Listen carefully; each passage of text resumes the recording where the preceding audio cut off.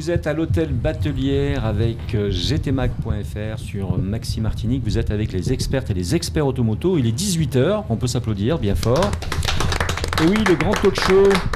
Et oui, le grand talk show du secteur des nouvelles mobilités vous est présenté chaque semaine avec JM de la bande à JM.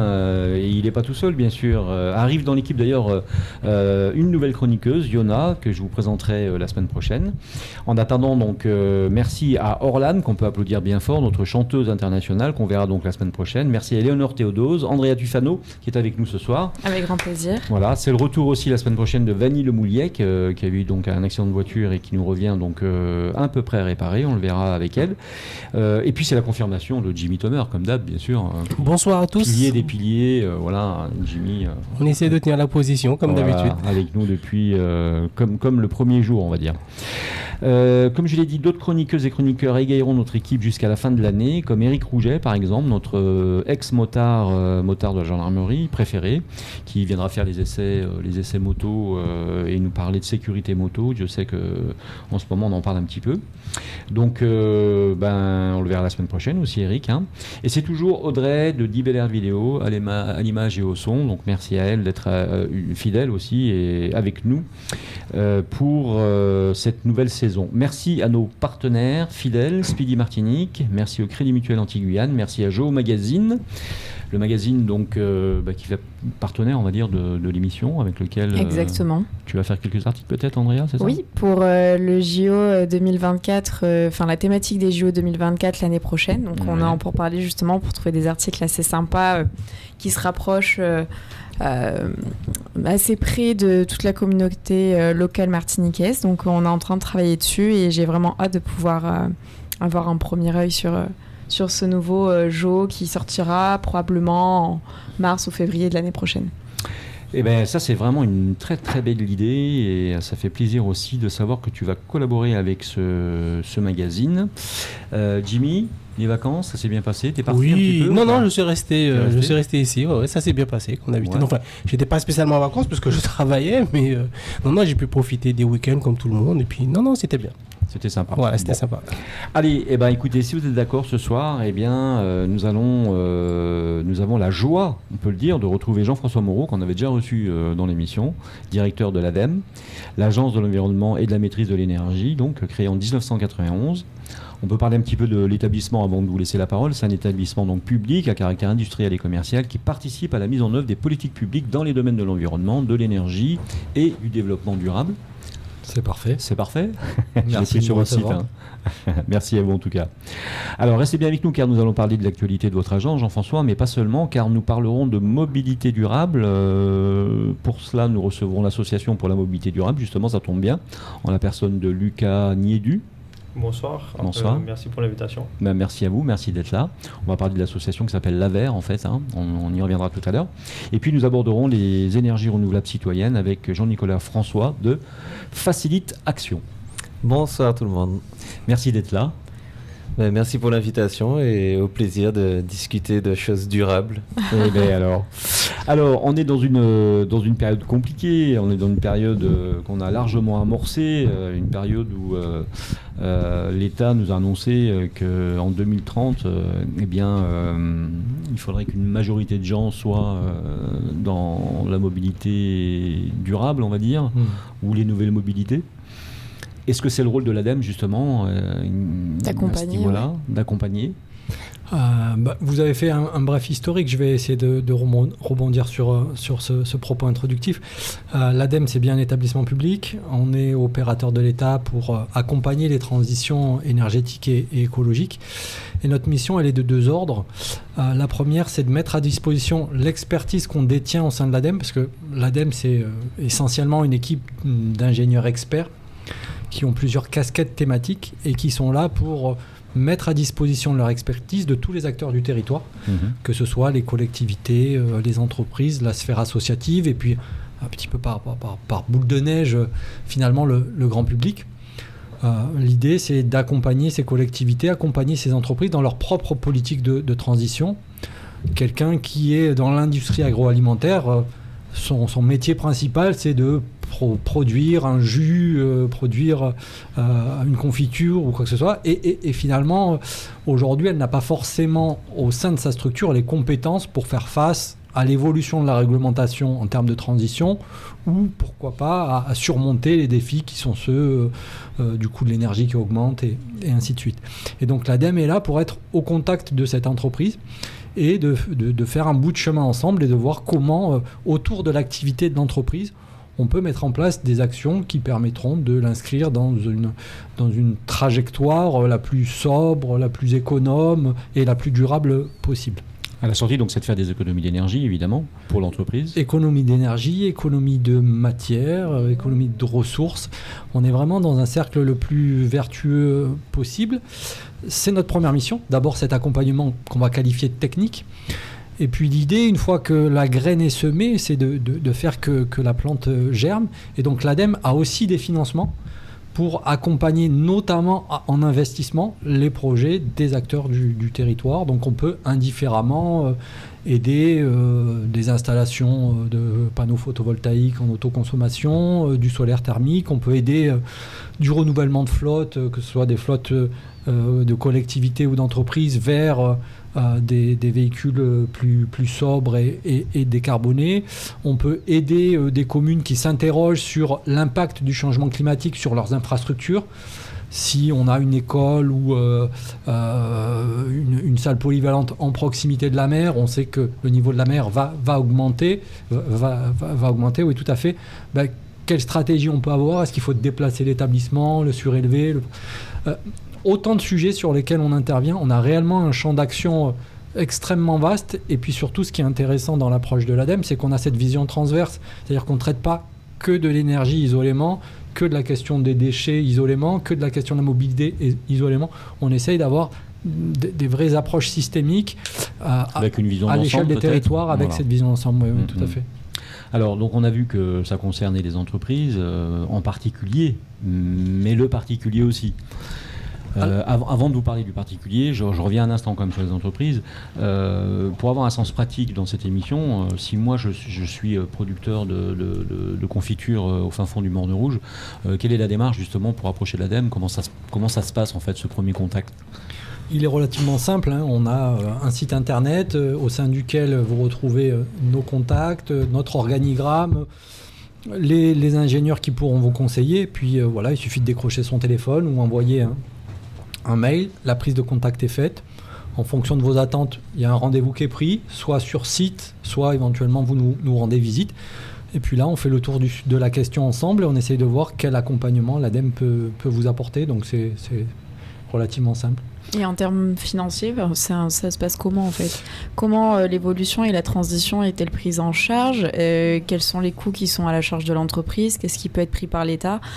Donc je pense qu'aussi c'est une question aussi qui peut être mise en lumière pour savoir un petit peu pour une entreprise qui peut avoir aussi une trésorerie assez faible, de donner justement un coup de pouce d'un point de vue financier pour pousser justement toutes ces entreprises-là, qu'elles soient aussi bien PME que TPE, de pouvoir justement avoir en tête de partir sur cette transition énergétique.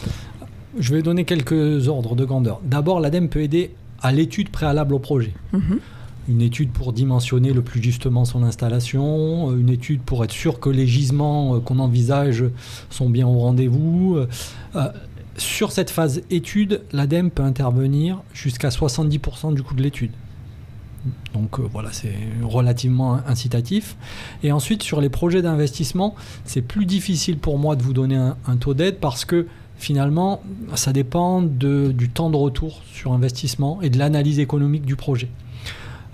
Ce qu'il faut retenir, c'est que voilà, on peut avoir une intensité d'aide assez importante et puis surtout, l'ADEME n'intervient pas seul et évolue dans un écosystème qui permet d'aller solliciter des financements d'autres partenaires. On a à l'échelle du territoire martiniquais un partenariat entre l'ADEME, la collectivité territoriale et d'autres acteurs institutionnels que sont le SMEM, EDF, l'Agence française de développement. Le programme s'appelle le PTME, Programme territorial de maîtrise de l'énergie. L'ADEME en assure le secrétariat.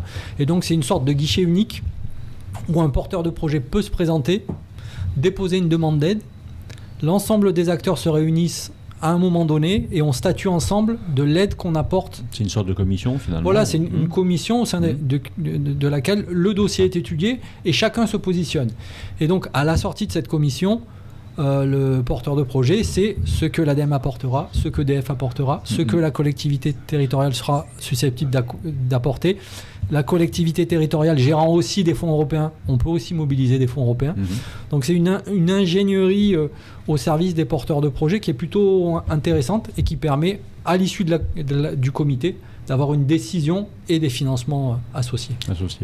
Alors tout ça s'inscrit dans un projet qui s'appelle France 2030. Donc est-ce qu'on peut en parler un petit peu plus? Et après, je vous parlerai des mails qu'on reçoit quand on a annoncé qu'on aurait l'ADEME. On a reçu bien sûr des mails de nos utilisateurs. Et je vous poserai 2-3 questions un peu dérangeantes, on va dire. Très bien. Ouais, je le disais, l'ADEME donc, a cette capacité à intervenir sur différentes thématiques, les énergies renouvelables, ce qu'on appelle l'efficacité énergétique des entreprises, des bâtiments, les questions relatives à la mobilité, au transport, l'économie circulaire, la gestion des déchets, le changement climatique. Donc sur l'ensemble de ces thématiques, on aide à l'étude, à l'investissement. Et puis l'ADEME s'est vu confier des fonds supplémentaires à l'initiative du gouvernement dans le cadre d'un programme qui s'appelle France 2030.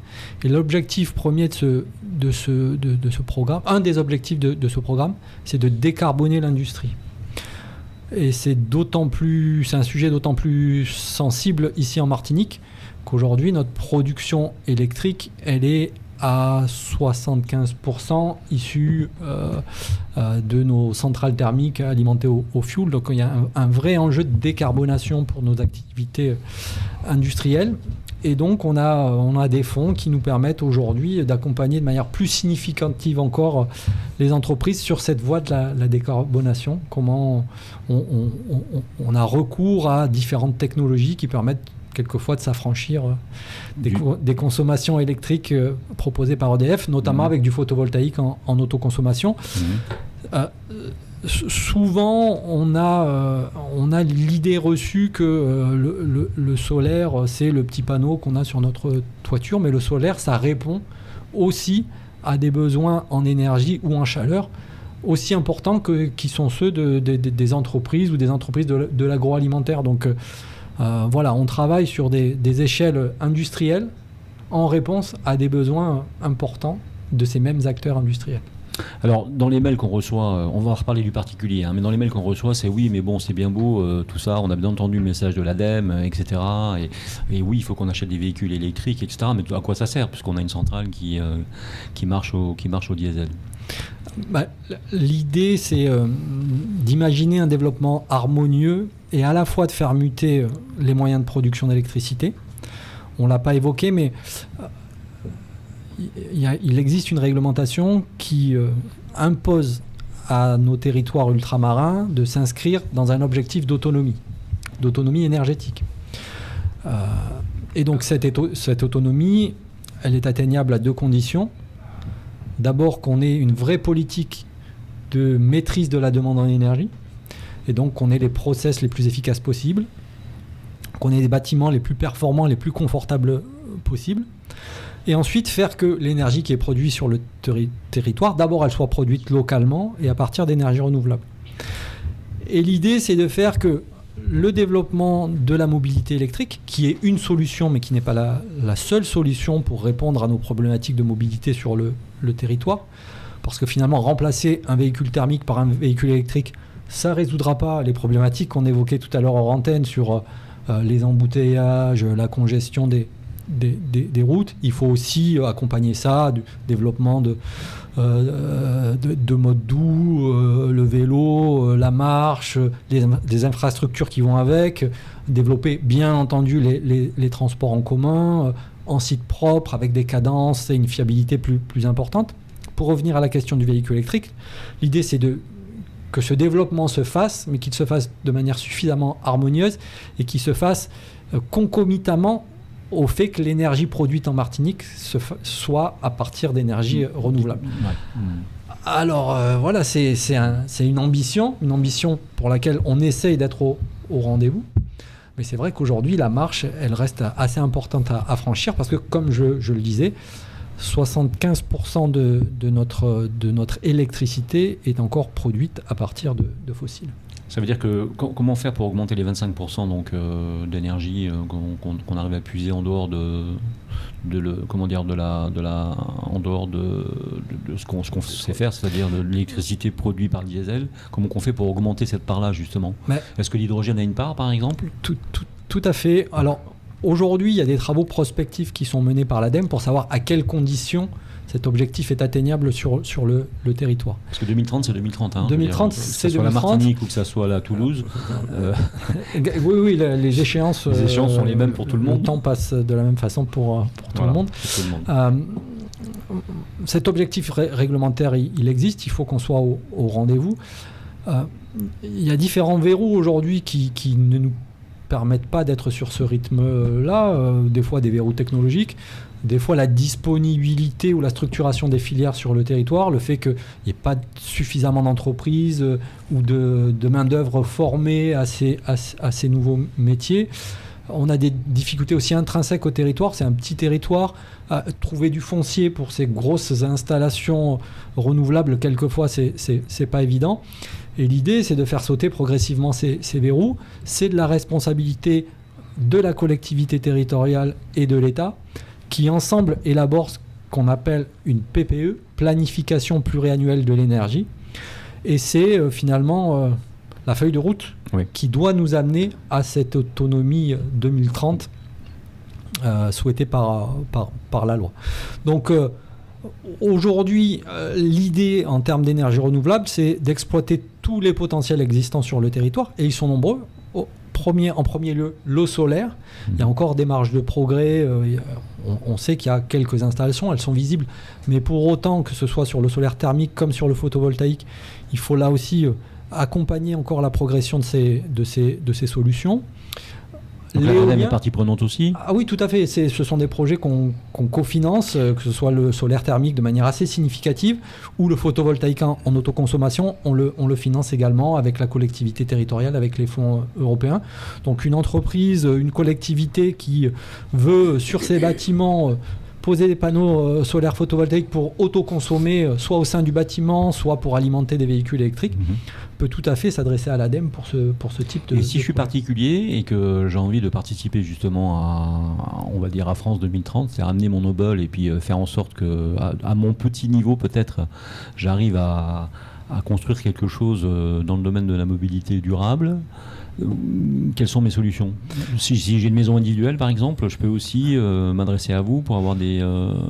Alors l'ADEME n'a pas entre guillemets d'offre à l'attention des particuliers parce que l'État a d'autres dispositifs par ailleurs, que ce soit des primes, des crédits d'impôt, des bonus de différents ordres.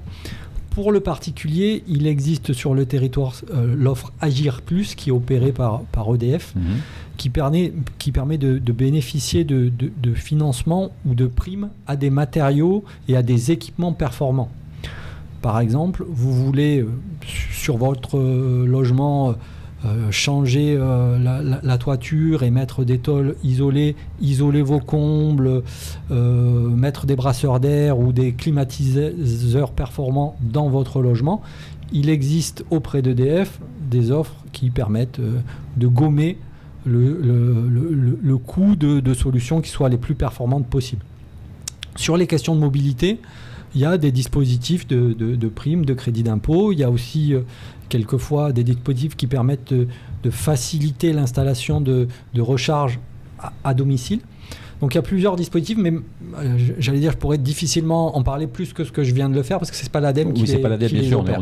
Ce sont d'autres acteurs, mais ça existe et ça va être sûrement le propos de l'AVER et toute la mission de l'AVER d'animer le territoire, de faire connaître cette offre et de faire que de plus en plus d'acteurs du territoire soient accompagnés vers cette mobilité électrique, mais pas seulement. On va faire une pause dans pas longtemps, Jean-François, mais la question que je vous pose, elle est simple comme bonjour. France 2030, à quoi ça va servir en fait ? À quoi ça sert en fait ? Pourquoi ? La finalité, c'est quoi ? Je vous pose une question qui m'est posée par mail. À quoi ça sert en fait ? Il y a des gens qui se sentent impliqués, on peut le comprendre, qui ont compris les enjeux, d'autres ne l'ont pas compris et me posent la question de à quoi ça sert, alors que par exemple en Inde, le pays est en train de se développer dans l'archi-diesel et l'archi-déchet, je veux dire, global, et nous, l'Europe, on nous demande de faire des efforts gigantissimes. À quoi ça sert tout ça, à quoi ça rime, pour gagner quoi à la sortie? Je vous pose la question, vous avez vu, c'est brut de pomme. C'est presque un débat philosophique. D'abord rappeler que nos pays aujourd'hui développés se sont eux-mêmes développés sur le même modèle que les pays en développement aujourd'hui, voilà. Les pays émergents, et donc c'est difficile de demander de l'exemplarité alors que nous-mêmes on ne s'est pas posé la question à l'époque. Bon, peu importe. Pour autant, aujourd'hui notre quotidien témoigne quand même de ce à quoi nous faisons face aujourd'hui, à à quoi nous allons faire face, et peut-être de manière plus récurrente, plus difficile encore dans les années qui viennent. Alors gardez-le pour vous, on fait la petite pause publicitaire, d'accord? Comme ça fait une pause. Un petit teasing fantastique. On voit tout de suite après. On fait la pause, à tout de suite.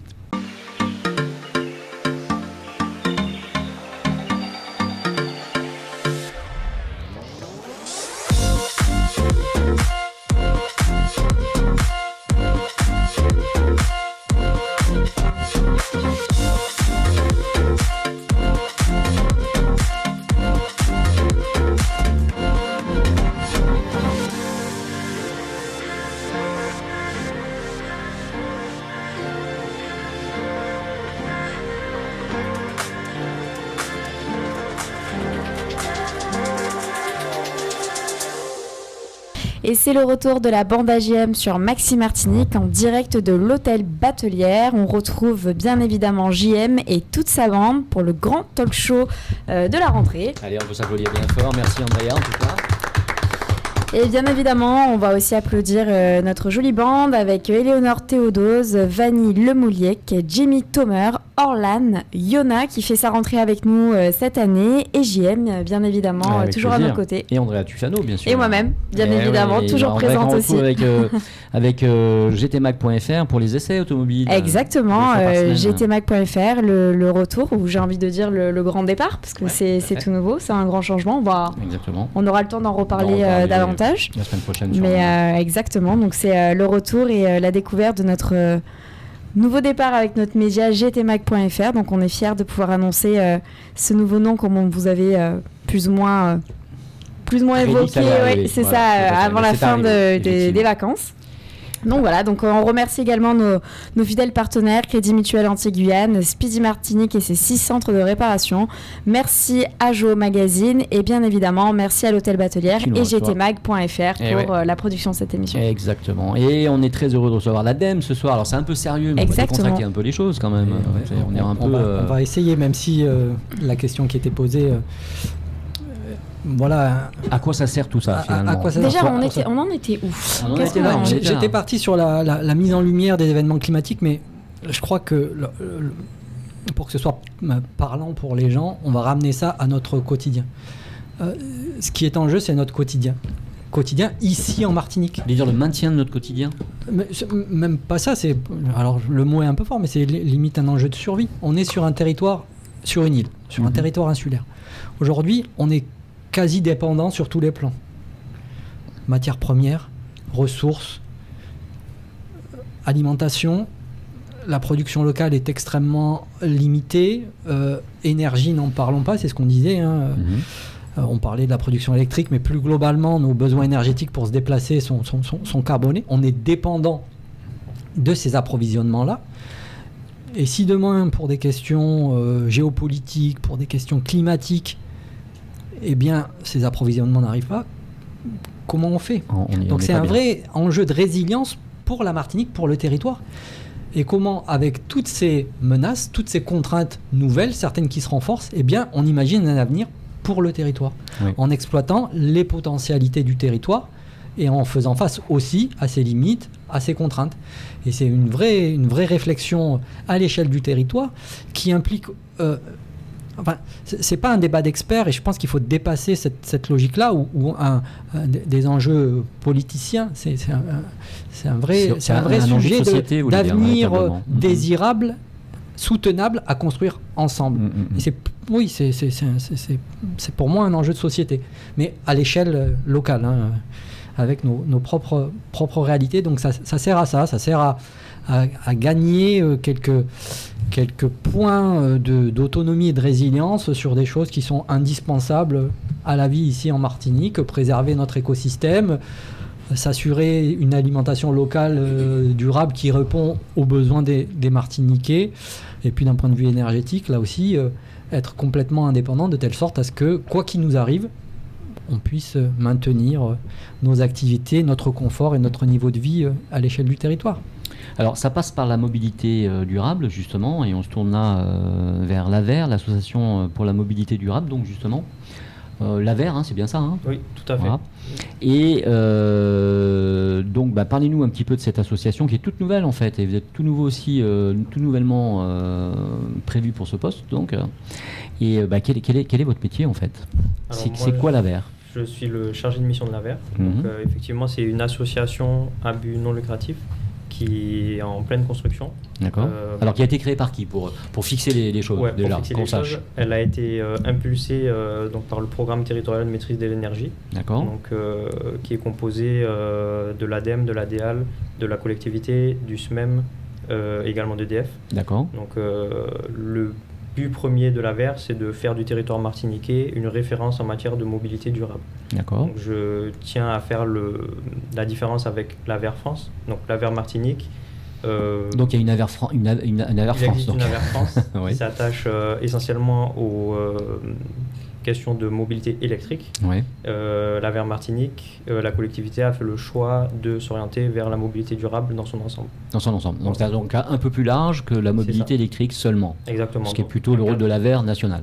Voilà. D'accord. Donc un cadre plus large afin de pouvoir aborder tous les thèmes liés à la mobilité. Donc pas uniquement la mobilité électrique, bien que ce soit un des premiers chantiers, parce que en termes de mobilité durable, c'est la mobilité électrique qui est pour l'instant le plus avancée, et c'est là où il y a beaucoup de demandes. Donc ça va être un sujet qui va beaucoup... qui va vous occuper beaucoup. Voilà, qui va beaucoup occuper. Alors, quel est le rôle de l'AVER véritablement? Donc, je lis un petit peu ce que je sais sur vous. Je vois que vous servez donc à fédérer finalement les acteurs de la mobilité durable dans le domaine aussi bien institutionnel qu'industriel, commerciaux, associatifs, et contribuer à la sensibilisation du grand public aux enjeux de la mobilité durable. Donc tous les gens qui sont anti-électriques, là, anti-voiture électrique ou hydrogène, là, vous êtes là, vous, pour les remettre d'aplomb, en fait, leur dire, attendez, c'est important. C'est un grand mot, mais surtout pour faire passer les bons messages. Donc revenir sur tout un nombre important d'a priori, donc, notamment sur la mobilité électrique. Oui. Mais donc ça va aller avec deux grands axes, donc fédérer les différents acteurs. D'accord. Donc ça peut aller du concessionnaire au poseur de bornes, à l'entreprise qui souhaite faire une migration de sa flotte thermique vers une flotte électrique. Donc auprès de ces gens-là, c'est quoi le message concrètement alors? Alors auprès de ces gens-là, le message c'est qu'il faut qu'on ait un espace de discussion et de collaboration, donc qui sera dans le cadre de l'AVER. Et le deuxième grand axe, donc ce sera faire de la communication et de la sensibilisation sur la mobilité durable et la mobilité électrique auprès du grand public. Donc ça peut passer par des journées de formation, présenter les solutions de recharge, les gammes. Tout ça, c'est lié aux entreprises sûrement, c'est ça? Alors ça peut être lié aux entreprises, mais également au grand public. Exactement, d'accord, ok. Grand public aussi. Donc c'est quoi? C'est sous forme de réunions spécifiques annoncées à l'avance? Ça peut être de la formation, par exemple, de syndic de copropriété. Ça peut être des formations destinées à la collectivité ou aux différentes collectivités, également aux entreprises, mais également, par exemple, sur un parking, faire des présentations auprès du grand public. D'accord. Donc l'AVER est financé en grande partie par l'ADEME. D'accord. Mais le principal, on va dire, la principale personne qui mène l'AVER, c'est le président. Donc c'est Monsieur Duféal, qui est un élu de la collectivité. De la collectivité, ouais. D'accord. Alors, quel est le message finalement de l'AVER aux gens qui seraient réticents justement à changer de type de locomotion, par exemple, parce qu'on en parle dans cette émission assez régulièrement, l'automobile bien sûr, la moto. Donc sur le véhicule Il y a électrique. beaucoup de gens qui ont foncé sur le véhicule électrique et le véhicule hybride parce que les aides de l'État ont beaucoup aidé aussi au départ quand même, ça a quand même été très contribuant. Mais je ne veux pas faire de comparatif un peu idiot, je veux dire, on va pas se comparer aux Gaulois, hein, parce que on va me tomber dessus. Mais il y a quand même quelques réticents, adorables, personnes qui aiment les moteurs thermiques, qui aiment les courses automobiles, qui me disent mais non, mais c'est hors de question de passer à l'électrique. D'ailleurs, c'est les mêmes qui voulaient pas passer aux vitesses automatiques, pardon. Ouais. Donc c'est les mêmes en général. Donc là, c'est hors de question, c'est haro. Non, mais qu'est-ce que je vais faire moi si j'entends plus le bruit de ma voiture? Donc quel est le message qu'on pourrait leur passer ce soir-là? Quel est le message que l'AVER peut passer? Le message qu'on peut passer, c'est que la mobilité électrique, l'avantage, c'est beaucoup plus durable, donc la mobilité thermique. Alors j'entends bien les arguments qui sont en faveur de la mobilité thermique. Je pense que j'y suis sensible aussi, donc des véhicules avec des moteurs qui font du bruit, etc. Où il y a eu pendant longtemps la théorie qu'il y avait plus de puissance, ce qui finalement s'avère être pas tout à fait vrai. Tout à fait. J'ai connu cette période-là où effectivement on pensait que la voiture électrique on n'aurait pas assez d'autonomie pour arriver jusqu'à casse pilote ou pas assez de puissance pour monter les côtes, etc. Bon, ça c'est fini, on n'en parle plus. Voilà, que la batterie pouvait exploser, etc. Donc le territoire martiniquais, c'est un territoire qui s'applique très bien à la mobilité électrique parce qu'il est petit. Donc avec des autonomies qui peuvent varier entre 300 et 400 km, on peut facilement faire le tour de l'île sans avoir de problème d'autonomie. C'est-à-dire que la problématique n'est pas la même qu'en métropole. Parce qu'il y a aussi cette mauvaise comparaison qu'on essaie de nous faire à chaque fois en nous disant oui, mais comment je vais faire si je perds en autonomie, comment je vais faire pour recharger? Non. Très honnêtement, quand on a un véhicule électrique, on en fréquente beaucoup, de gens qui ont des véhicules électriques, on n'a pas besoin de se recharger dans la journée généralement, ou alors on recharge dans l'entreprise et on recharge le soir à la maison. On n'a pas le souci de trouver une station qui potentiellement peut être fermée ou l'appareil défectueux comme en métropole, où là on est obligé de calculer son parcours pour être sûr d'arriver au bon endroit. Exactement. Il n'y a pas notamment le problème du départ en vacances dans l'Hexagone où il y a des longs trajets qui nécessiteraient de recharger à plusieurs moments. Et sachant que en moyenne, les mobilités en Martinique en voiture représentent à peu près 30 km par jour. Donc pour un véhicule électrique qui aurait une autonomie entre 300 et 400 km, ça représenterait 1 à 2 recharges par semaine. Et sur l'hydrogène, on en est où alors, Jean-François, par exemple? Aujourd'hui, on en revient à ce qu'on indiquait tout à l'heure. Aujourd'hui, l'idée, c'est de faire... L'hydrogène, ce n'est qu'un vecteur. Comment on produit l'hydrogène? Aujourd'hui, il faut de l'énergie pour produire de l'hydrogène. Et donc, l'idée est que cet hydrogène soit produit à partir de sources plutôt renouvelables, même si la SARA a ce qu'on appelle de l'hydrogène fatal. Le process aujourd'hui de la SARA produit de l'hydrogène, et donc l'idée c'est de voir quelle exploitation on peut avoir de cette production. On est encore sur le territoire dans une logique expérimentale, c'est-à-dire qu'on a beau avoir cet hydrogène fatal à la SARA, il y a l'offre, mais il n'y a pas encore la demande. Et puis il y a un problème de stockage aussi, a priori quand même aussi, qui est à résoudre. Et l'idée c'est petit à petit de développer un écosystème qui soit propice à l'hydrogène, et au travers des futures installations d'énergie renouvelable, que ce soit le solaire ou éventuellement l'éolien terrestre ou en mer, demain ces productions ENR pourront également contribuer à de la production d'hydrogène local. Donc voilà, même si on a cette petite offre à la SARA, il reste encore à développer une offre renouvelable et puis faire que de premières expérimentations de motorisation hydrogène se fassent sur le territoire pour lever les verrous, lever les réticences, un petit peu comme c'est le cas aujourd'hui sur l'électrique. La question de l'autonomie, avec ce qui a été évoqué par Lucas, est complètement balayée. Dans l'inconscient collectif, il y a aussi encore beaucoup de gens qui pensent que voiture électrique, c'est voiturette. Oui, c'est vrai aussi. Donc voilà, l'AVER, au travers de son propos, mais aussi par l'exemple, en pied d'immeuble, dans les centres commerciaux ou ailleurs, au travers d'essais, de choses comme ça, pourra contribuer à lever ces idées reçues et faire que la perception soit un petit peu différente. Après, donc, au niveau donc, des entreprises, parce que je pense que là, c'est là que ça joue aussi un petit peu, quand même, malgré tout, dans le sens où il y a une vraie prise de conscience des entreprises, donc de la décarbonation, je vais y arriver, merci. Et donc, on voit bien que les entreprises jouent le jeu, installent des bornes dans leur société, donc, et incitent finalement, quelque part, les employés à avoir des véhicules électriques. Soit c'est des flottes, évidemment, soit donc on incite les gens à acheter leurs véhicules électriques et on leur propose des services donc, qui viennent se lier justement à la recharge. Donc, est-ce que c'est le rôle aussi de l'AVER justement d'aller chercher des entreprises supplémentaires, d'aller augmenter le parc ça va être le rôle justement d'accompagner les entreprises et de leur permettre d'avoir surtout le savoir sur toutes les aides en place. Alors les aides sont foison aussi et c'est parfois compliqué quand on est dans l'entreprise de pouvoir se sortir de tout ça et de savoir quelles sont vraiment les aides importantes qu'on peut avoir.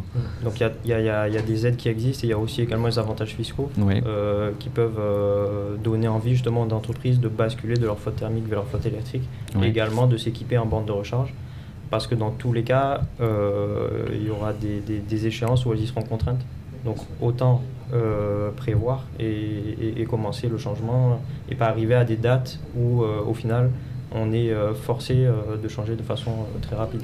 Oui, juste là aussi pour essayer de lever une idée reçue sur la recharge, l'autonomie et ainsi de suite, quand même garder à l'esprit que 80 à 90% du temps, nos véhicules sont à l'arrêt sur un parking. Et principalement sur le lieu de travail. Donc l'enjeu, il n'est pas forcément à mettre des bornes partout sur le territoire, sur les mairies, sur les routes, dans nos logements.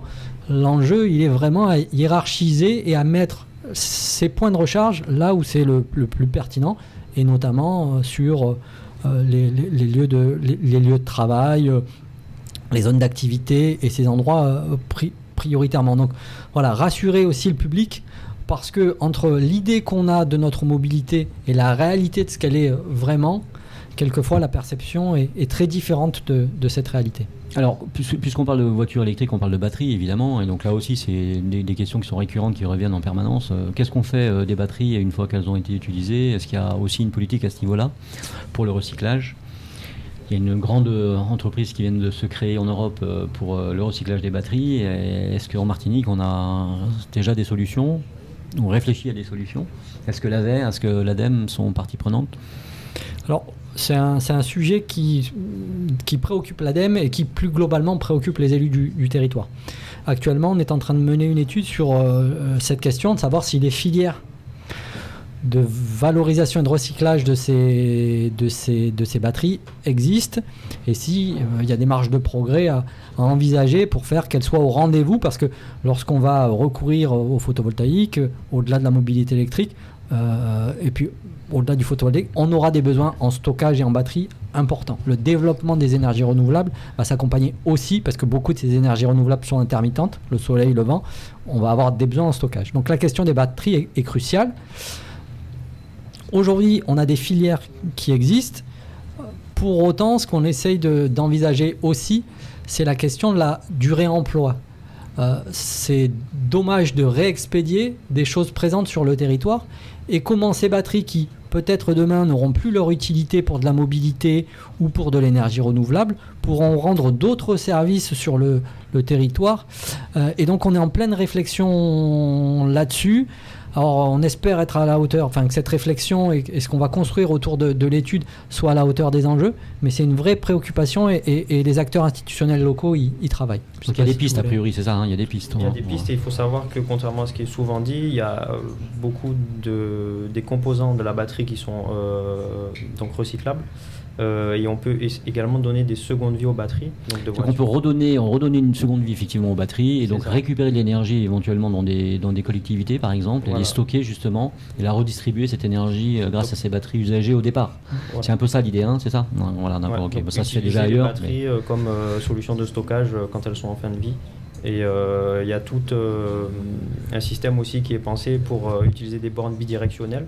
Ouais. Donc c'est-à-dire, par exemple, on recharge la voiture à midi lorsque le photovoltaïque est le plus puissant, donc pour être sur une recharge renouvelable. Et une fois qu'on rentre au domicile et qu'on branche le véhicule, d'utiliser la batterie du véhicule comme énergie réelle, source d'énergie pour la maison. Alors ça suppose d'avoir des batteries très performantes qui sont capables de se charger, de se décharger sans problème. Parce que et d'être multifonction aussi à quelque part. C'est ça, exactement. C'est ça. Et la durée de vie des passionnant parce que est souvent calculée en cycle de recharge. Donc ça demande des batteries. Une batterie qui pourrait tout faire à la maison en fait, et puis s'enlever de la maison, se mettre dans la voiture, se décharger de la voiture et puis servir à l'aspirateur. Non mais voilà, c'est un peu ça l'idée finalement, c'est la batterie multiservice. On remercie Lucas Nieduc qui reste avec nous de l'Aver parce que c'est pas fini, on va parler J'avais encore de mobilité. j'avais une question si possible. Concernant les batteries des véhicules électriques, la durée de vie de celles-ci sont de combien d'années à peu près? Alors c'est. Pour les voitures électriques, pour les voitures, tu veux dire pour les voitures entre électriques, 7, oui. 7 et 15 ans. En fonction de la batterie, Pour, entre 7 et 15 pour ans. certains des véhicules qui sont déjà en 100% électriques sur l'île, qui ont déjà quelques années et qui vont peut-être bientôt arriver à l'échéance de fin de vie, on fait comment pour ces véhicules-là lorsque les batteries ne seront plus en mesure de pouvoir faire fonctionner le véhicule? Il faut changer la batterie, Jimmy. Mais oui, mais changer la batterie, d'accord, mais la batterie usagée, puisque l'ADEME a dit que pour le moment, ils sont en réflexion sur des filières. Les filières ne sont pas encore présentes. Je n'ai peut-être pas été assez précis. On mène une étude pour voir si les filières existent et si elles seront au rendez-vous pour faire face à la présence encore plus importante de batteries sur le territoire. Les filières, elles existent, mais l'enjeu, c'est d'anticiper et qu'il n'y ait pas de choc entre Voilà. les batteries en nombre sur le territoire et la capacité des concessionnaires filières. a une obligation de recyclage de toute façon. Oui, bien sûr, bien sûr. Donc, voilà. On fait la petite pause publicitaire, si vous êtes d'accord, puis on se retrouve dans un petit moment. Allez, à tout de suite.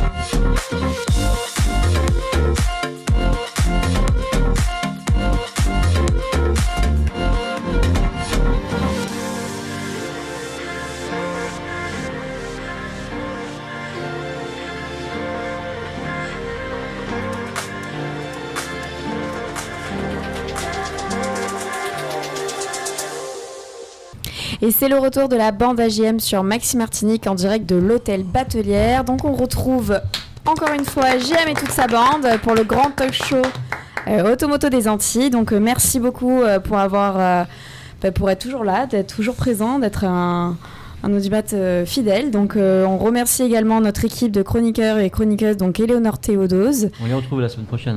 Qu'on retrouve la semaine prochaine, mais qu'on accueille aussi chaleureusement parce que c'est la rentrée. Donc on refait un petit tour de présentation de notre plateau. Donc Éléonore Théodose, Vanille Lemouliec, Jimmy Thomer, Orlan et Yona qu'on va bientôt présenter donc semaine prochaine, qui sera une nouvelle chroniqueuse pour cette saison, et bien évidemment JM également, et qu'on retrouve pour une spéciale ADEME et transition énergétique autour de cette table. Donc on est ravis de pouvoir échanger de tous ces sujets. Pisano, bien sûr, qui fait les retours. Et moi-même. C'est gentil. Alors, et là, nos partenaires. Bien évidemment, Crédit Mutuel Antilles-Guyane, Speedy Martinique, Joe Magazine et l'Hôtel Batelière, ainsi que gtmac.fr pour cette saison 2023-2024.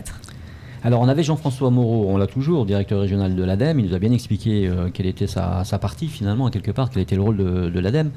On vient d'avoir Lucas Niedu qui est de l'Aver, donc on a parlé de la mobilité durable finalement, et il nous manque une petite partie pas inintéressante, puisque là c'est l'énergie renouvelable citoyenne. Alors je ne sais pas du tout ce que c'est, et c'est Jean-Nicolas François de Facilitation, donc c'est une association aussi. Facilitation, c'est un cabinet local spécialisé en intelligence collective. En intelligence collective, d'accord. Et donc, eh bien, moi, je veux tout savoir sur ce qu'est justement l'énergie renouvelable citoyenne. Je m'en doute un peu, mais on va vous laisser nous exposer un petit peu ce que sont les actions de Facilitation, justement. Alors, donc Facilitation, on fait de l'intelligence collective, c'est-à-dire que en mettant des gens ensemble, en groupe, on les amène à réfléchir, à rentrer en action, à créer, à innover pour dépasser des difficultés qu'ils pourraient avoir. Donc ça peut s'appliquer aussi bien en entreprise, en association ou dans la vie citoyenne de tous les jours. Alors vous dépendez de qui pour savoir concrètement, puisqu'on l'a fait avec tout le monde? On est un cabinet indépendant. Privé, local, voilà. Maintenant on va avoir des missions pour la collectivité, pour l'ADEME, pour des associations citoyennes. Voilà. Vous n'êtes pas totalement inconnu non plus. Vous êtes là pour des raisons précises. C'est ça. Et puis, plusieurs d'entre nous, on a un passé, notamment dans les énergies renouvelables et dans la mobilité durable. D'accord. Ou tout simplement dans l'implication autour du développement durable à travers différentes associations et autres. Donc voilà, on est impliqué pour notre territoire et on avance dans ce sens. D'accord. Alors, donc avec des missions, donc, j'ai compris, de l'ADEME en particulier, hein, c'est ça, Jean-François? En fait, on s'appuie sur Facilite Action pour d'abord informer et sensibiliser au sujet des énergies renouvelables citoyennes. Et puis, on n'a toujours pas dit ce que c'était, mais on va le dire. On va y arriver. Mais faire que, on ait de premiers projets d'énergie renouvelable citoyenne qui se concrétisent sur le territoire. On disait tout à l'heure que l'ADEME n'intervenait pas directement au soutien aux particuliers, mais au travers de structures tierces comme l'AVER associative ou le cabinet de Jean-Nicolas. On s'adresse aux particuliers, on essaye de structurer un certain nombre de choses. Le défi qui est face à nous concernant le développement des énergies renouvelables ne peut pas trouver comme unique réponse l'apport des pouvoirs publics. Les collectivités, l'État doivent être exemplaires, doivent contribuer à montrer l'exemple, à accompagner des projets, à être à l'initiative de projets, mais les entreprises doivent l'être également. Et puis les citoyens ont aussi leur propre rôle à jouer dans ce développement des énergies renouvelables. J'allais vous le dire justement, quel est le citoyen idéal finalement? C'est-à-dire que quand j'en parlais tout à l'heure, je disais si je suis dans mon petit coin et que j'ai envie d'interagir avec mon île pour qu'elle aille bien ou qu'elle reste bien ou qu'elle aille mieux dans le futur, quelles sont les actions que je peux mettre en place moi personnellement tout seul? Alors il y a le tri déjà, la première chose c'est la poubelle, la relation à la poubelle. La poubelle jaune, la poubelle verte. Avant de trier, je vous donne un exemple. Il y a l'acte de consommation. Dans mon immeuble, je dois être un peu pas le seul à faire le tri. Je vous donne un exemple concret. On doit être une quarantaine. Je vois bien que je fais presque sourire parfois quand j'ai mes trois plastiques différents pour faire mon tri. Est-ce que ça commence par là, justement, cette... Alors, je veux bien prendre la parole sur la partie citoyenne. En fait, pour moi, il faut avant tout que les gens comprennent et conscience de ce qu'ils font et que ça leur parle. Donc pour certaines personnes, faire du tri, ça va leur parler. Pour d'autres, ce sera plus manger quelque chose dont ils connaissent la provenance, qu'ils auront éventuellement cultivé eux-mêmes, etc. Donc, parler des circuits courts, par exemple. En fait, on a tendance souvent à stigmatiser les gens et à dire c'est pas bien, ils ont une grosse voiture, c'est pas bien, ils polluent, ils font pas de tri. Mais en fait, chacun, à son échelle, doit avoir une action qui est cohérente avec lui-même. Maintenant, ça veut dire qu'il faut élever le niveau de conscience de tout le monde. Donc, il faut que les gens prennent conscience de tous ces enjeux-là. Et donc, j'ai beaucoup aimé ce que Jean-François a dit tout à l'heure sur la résilience. En fait, on doit se rendre compte qu'on est sur une île et que le jour où les bateaux arrêtent de rentrer, il va falloir qu'on s'en sorte sans s'entretuer. Donc c'est vraiment l'idée de travailler à la base avec les citoyens, de commencer par l'humain, de se rencontrer, de se parler, d'échanger, de se connaître, de connaître nos forces et ensuite de bâtir ensemble pour avoir une société plus égalitaire, plus résiliente, plus durable. Est-ce que ça passe pas par des grandes campagnes de communication justement? Est-ce qu'on sensibilise véritablement le grand public ou est-ce qu'on ça fait des années, mais ça fait des années qu'on a des grandes campagnes de sensibilisation et je suis pas sûr que ça marche tant que ça. Je pense d'abord, est-ce que ça marche? Je pense. La question, elle est là. Est-ce que ça marche avec une partie de la population qui a déjà assouvi un certain nombre de besoins de base et qui se dit tiens, je peux, j'ai envie de faire quelque chose, donc je peux acheter, je peux mettre plus d'argent dans de la consommation bio-responsable, etc. Mais il y a toute une partie de la population qui est trop en colère ou en lutte dans sa vie de tous les jours pour sa survie et donc je pense pas que les grandes campagnes de sensibilisation ça marche pour ces gens-là. Par contre, ces gens-là sont humains, ces gens-là sont capables de s'impliquer dans des associations de quartier, dans des clubs de foot, et il y a une vraie énergie qui vient de l'humain, du citoyen, et quand on arrive à mettre cette énergie-là en action ensemble, ça donne des choses merveilleuses. Ouais, sûrement. Et le choix qui est fait sur cette question des ENR citoyennes, c'est le choix de la proximité. D'abord, on n'est pas réellement encore rentré dans le sujet, on n'a pas encore défini ce qu'étaient les énergies citoyennes, on va le faire. Mais voilà, la volonté de la collectivité territoriale et de l'ADEME, c'est d'aller au-devant de la population au travers d'un cycle d'événements, de conférences, d'ateliers, ciné-débats sur ce sujet-là. Et donc, c'est dans ce contexte-là qu'on a fait appel à Jean-Nicolas et ses équipes. Alors, l'énergie renouvelable citoyenne, c'est quoi concrètement ? Concrètement, ce sont des projets de transition énergétique. Donc, il y a aussi cette notion de réduction de consommation, d'accord ? Mais donc, il y a réduire la consommation, être plus efficace et produire du renouvelable. Donc, ce sont des projets de transition énergétique menés de A à Z par des citoyens. Ça veut dire que ce sont des citoyens qui mettent l'argent au début. Ce sont des citoyens qui organisent le projet, qui le gouvernent. Ce sont des citoyens qui gagnent de l'argent dessus. Les dividendes reviennent aux citoyens. Donc c'est une mouvance qui avance beaucoup dans l'Hexagone et qui arrive sur nos îles, heureusement. Et en fait, ça prend parce que pour une fois, on remet le citoyen au cœur de la question énergétique. Parce qu'en fait, l'énergie, si vous remontez dans l'histoire, ça a toujours été quelque chose de gros, géré par des États et des multinationales. Parce que ça demande des millions, des milliards de mettre une plateforme pétrolière, de faire une mine de charbon, d'installer des raffineries, etc. Aujourd'hui, le renouvelable, donc notamment le photovoltaïque ou l'éolien, on peut commencer à faire des petits projets, entre guillemets. Et donc en mettant quelques centaines d'euros, en étant quelques citoyens avec quelques centaines d'euros, on peut monter un projet photovoltaïque, par exemple, sur la toiture de l'école. Et la puissance de ça, c'est que les gens s'impliquent, donc ils comprennent nécessairement l'importance de l'énergie, comment elle est produite, comment elle est consommée. Donc déjà, eux, ils vont se transformer eux-mêmes. Et surtout, les bénéfices vont retomber localement. Parce que les décisions sont prises localement, donc on va nécessairement faire appel à des installateurs locaux. Les dividendes, les gens vont mettre de l'argent, à un moment donné, ils vont en récupérer. Mais il y a des intérêts sur ces projets-là. Pourquoi ces intérêts repartiraient chez des financiers à Paris ou ailleurs ? Ces intérêts reviendront ici dans la communauté et pourront être réinvestis sur d'autres projets. Donc alors après, quelles sont les possibilités que vous avez pour sensibiliser justement cette population ? Donc on a bien compris le rôle de l'ADEME, on a bien vu les grandes causes, comment elles étaient mises en avant, entre autres avec France 2030 en particulier. Mais vous, de votre côté, pour sensibiliser cette petite population, j'ai envie de dire, cette petite personne qui est moi, dans mon immeuble à moi tout seul, là, à regarder la télévision le soir, me dire comment demain matin je vais faire pour arranger la collectivité et comment je vais à mon petit niveau peut-être ne pas prendre la voiture aujourd'hui et descendre à pied au village pour aller faire mes 2-3 courses. Comment vous, est-ce que c'est votre rôle, c'est ça, vous sensibilisez de cette façon-là ? Oui, alors c'est exactement le rôle dans lequel on est actuellement, d'essayer de faire passer le mot. J'aime bien cette image de faire passer le mot, le bouche à oreille, le radio bois patate, c'est des choses qui marchent beaucoup ici, donc il faut pas l'oublier en fait. Et les grandes campagnes, je crois pas nécessairement aux grandes campagnes d'affichage. On va pas aller chercher les gens. J'ai dit ça comme ça. Je fais pas une fixation. Justement, non, mais très bien.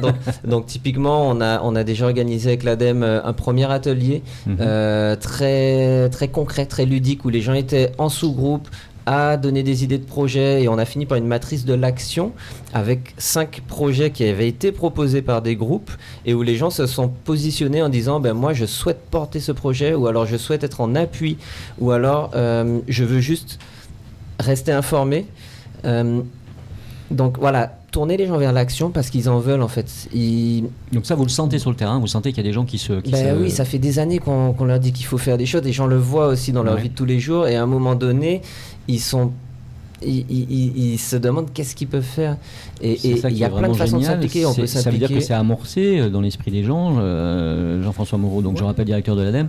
Donc ça veut dire que c'est amorcé cette sensibilisation dans l'esprit des gens, que ceux qui achètent par exemple des véhicules hybrides ou des véhicules électriques ne le font pas seulement pour l'aspect financier, il y a aussi derrière une éco-responsabilité. Oui, un vrai engagement. Et juste pour témoigner de cet engouement, on est dans un cycle d'animation au plus proche dans les communes, et on a réuni la semaine passée, la vendredi dernier, la population autour d'un ciné-débat aux Trois-Îlets, sachant que préalablement on était allé à Chaucheur, on va aller au Lamentin, peu importe. Donc ça veut dire que vous allez de partout, vous allez sur toutes les communes. En tout cas, dans cette démarche, oui. comme on essaye de recevoir les gens dans les meilleures conditions, on avait prévu un petit casse-croûte pour que ce soit convivial. Et voilà, comme on a aussi nos propres engagements, on voulait pas qu'il y ait de gâchis, donc on a essayé de dimensionner au mieux. Et finalement, on n'a pas été au rendez-vous parce qu'on prévoyait pour 30-40 personnes et il y a eu une centaine de personnes. Donc, preuve que, voilà, à partir du moment où on va au-devant des personnes, on répond aussi à une attente, à un engouement.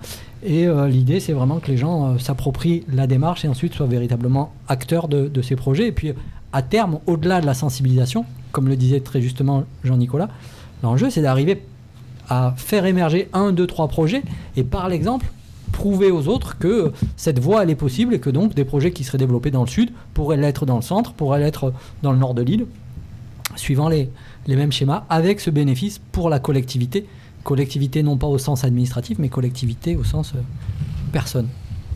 Alors, est-ce que le bénéfice final de tout ça, est-ce qu'on peut le redire ?